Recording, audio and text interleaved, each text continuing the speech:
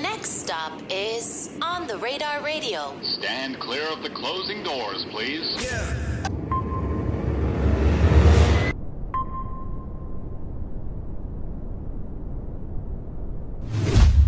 Yes, sir, baby. On the Radar Radio. Yo, special guest in the building. Dende in the building. My guy, welcome to the show, man. Thank you for having me. Man, we were just trying to identify where in Texas you were from because I saw like two different things online. Yeah. So break it down for me real quick. So you were born in Austin? I was born in Austin, Texas. I moved to Katy, Texas, right, where Drake hides his women.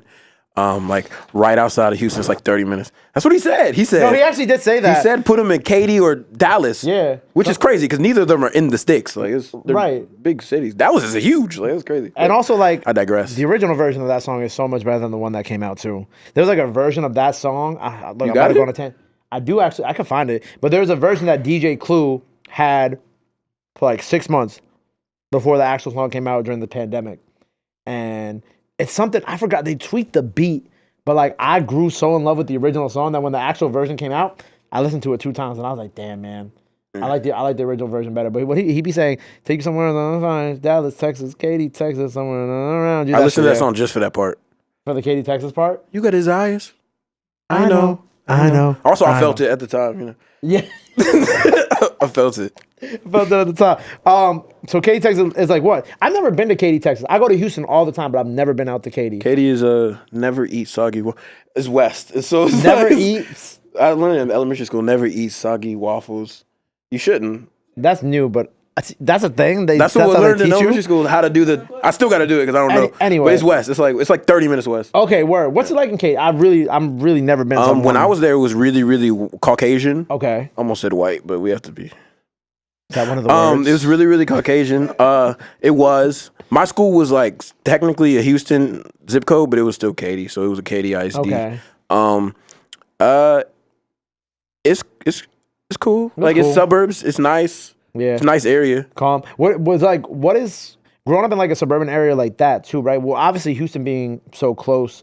I know like there's a ton of influences that you could have got from like the Houston area and community, but like obviously the music you make is different, right? So where did that kind of come from? Because I feel like of course we are all products of our environment and kind of what we grew up around and whatnot, but like your music is obviously very different than what comes out of that area. I would feel like. So where did that kind of come in? So I grew up. My parents didn't let me listen to rap when I was at the house. So like I listened to when I was in that house. I listened to like Luther Vandross, Janet Jackson, Michael Jackson, Usher.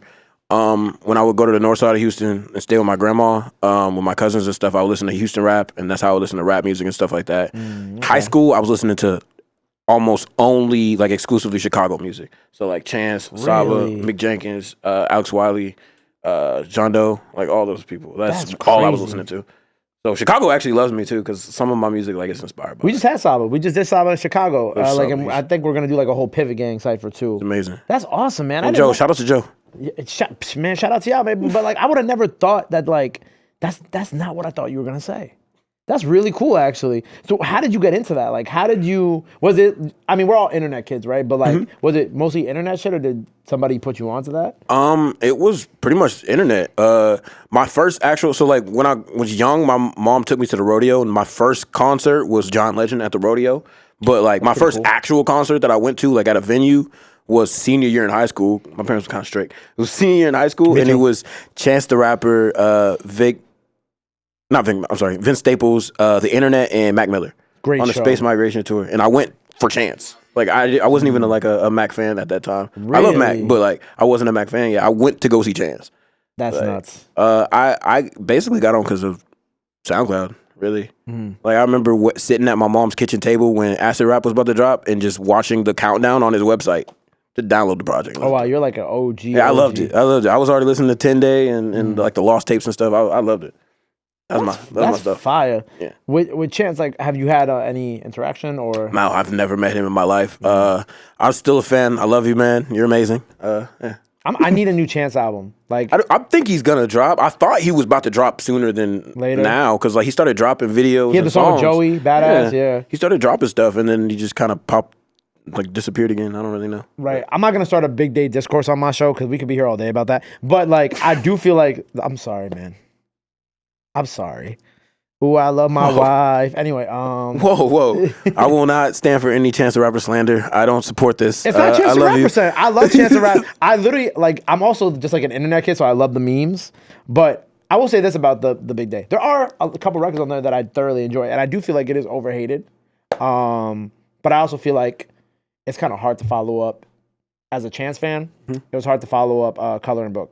Nah, facts. It's a great project. Like it's kind of like when you look at like Big Day, I'm trying to think of a current example. Like I think like I'll put it this way: since we were talking about Chance, I'll put one of my favorite artists out there, like with Travis, right? Like Travis is like I was listening to Travis like days before rodeo, all that shit. I was in like the 300 person venues out in New York, right? But it's hard to follow up like Astroworld with Utopia. I feel that. I like Utopia. I do feel that. I think it's a great art piece, but I don't think it's a better album than Astroworld. I agree. And I can accept that. And I feel like the same thing with Chance. Like I think like while I'm not a fan of the Big Day, there are some songs on there that I thoroughly enjoy. There's one that felt like it could have went and played in a Sephora or like a Forever 21. It's like I think it's called like Xannies and something. I don't know, but it's like a house song almost. Yeah. And I ain't gonna lie, the Baby record did kind of slap for a little bit too. I'm not gonna lie. But like Chance the Rapper aside, right? Like Saba, any of them, like have you been able to have these full circle childhood experiences with I mean, I've met Saba a couple times now.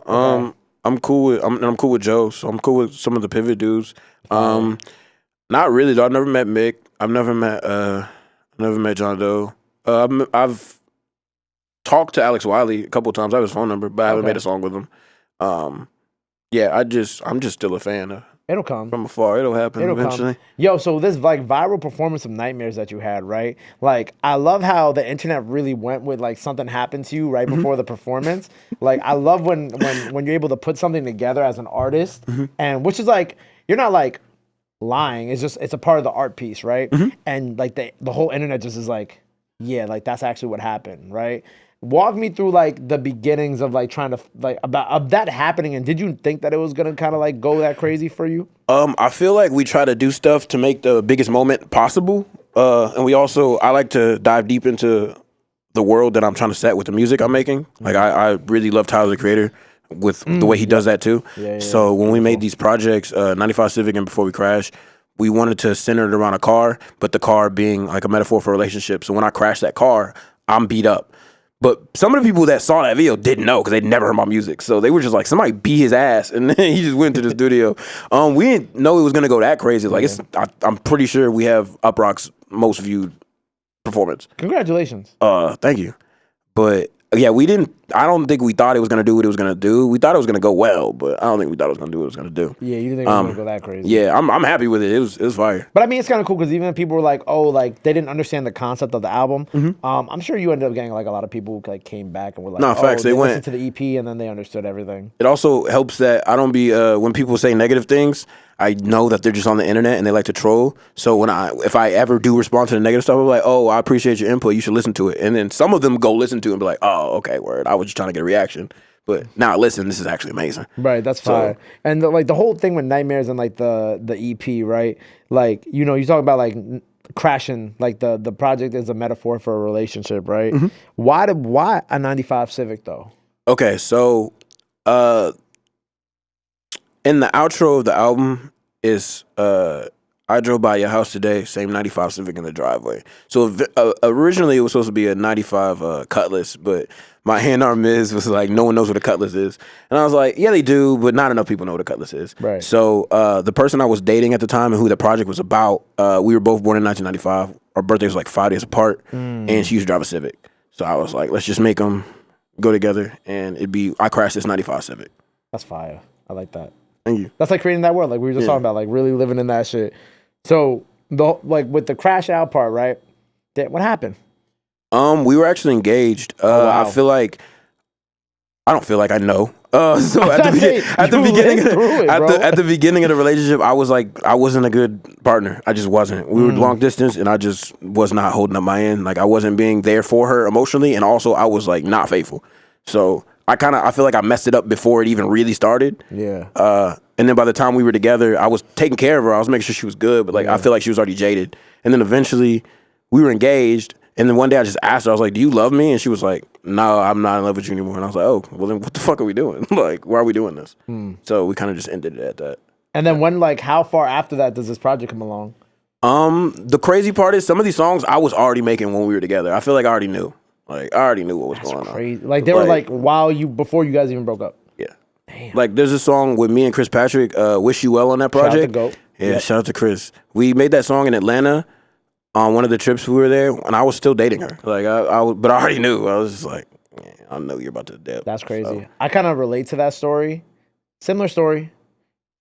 Not engaged. A few other different things, but like I have a similar story that's just like that. Which is why, like, even when I was listening to some of the project, and again, like I think when I first listened to it, I saw the Chris Patrick record, and that's just being my friend. I was like, oh, I'm gonna go bump that first, right? Feel you. And I listened to it. I'm like, oh, this shit is fire. And then like listening from top to bottom was also. I'm a big like I like driving, just listening to music from top to bottom. But it definitely felt like that experience. And in some ways, I was like, oh wow, like this stuff is really kind of like relatable to certain things that I went through in my past relationship.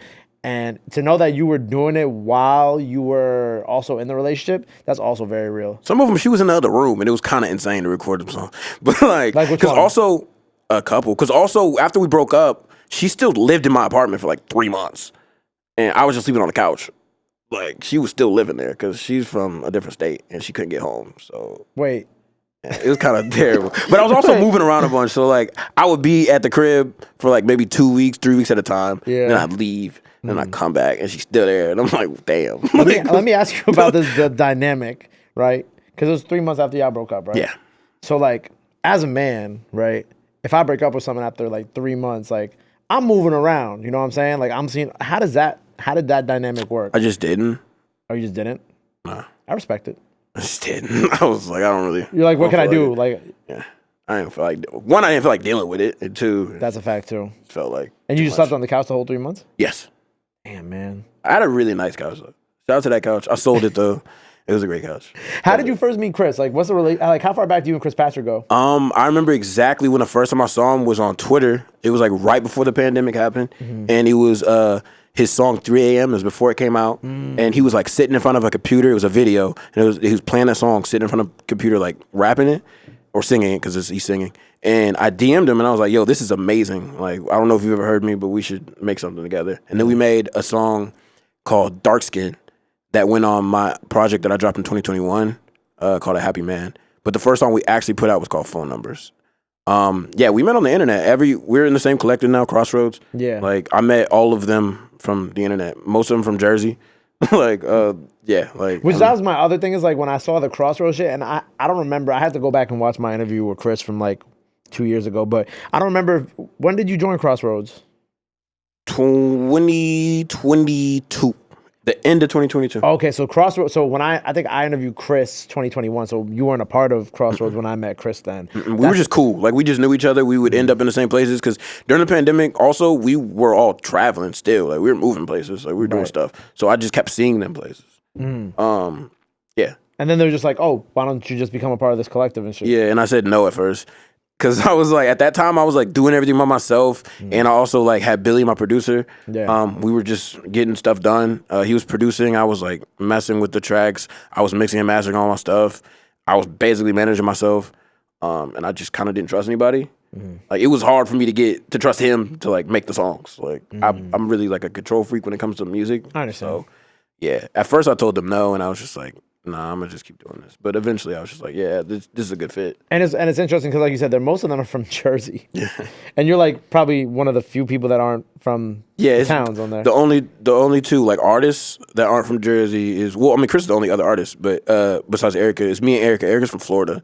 But our marketing person's from Jersey. My A&R's from Jersey. My manager he's from Orange County actually. But you said like you had problems like trusting people, right? Yeah. How did you eventually like?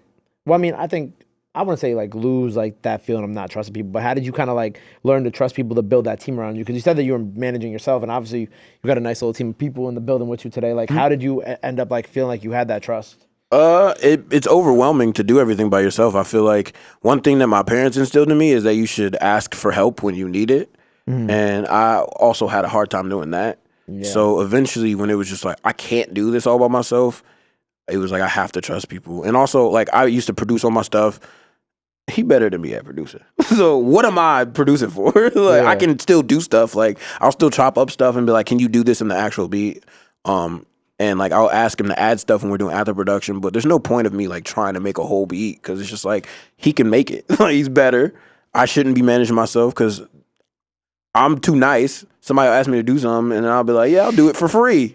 I just love doing this. It's just like I need somebody else to do this for me. Right. So. Yeah, I just kind of had to be like swallow my pride of being like I can do this myself. Right, but I think it's been working out. You got a nice team around you. A lot of great things have been happening. I saw the Joe Budden shit too. Congratulations! I thought that was really cool. Thank you. I love the caption too because I actually wrote it down. Mm-hmm. You said even Joe Budden knows the best way to deal with a breakup is just block me. No facts. Just block me. But with that, like even that, like, are you kind of like still being able to take in these moments like, wow, like this is working now? You know what I'm saying? Like I'm reaching like these levels of success. I am. I love it. I feel like somebody asked me what it looks like to be successful, and I was like, I just want to be able to take care of myself with the thing that I love. And facts.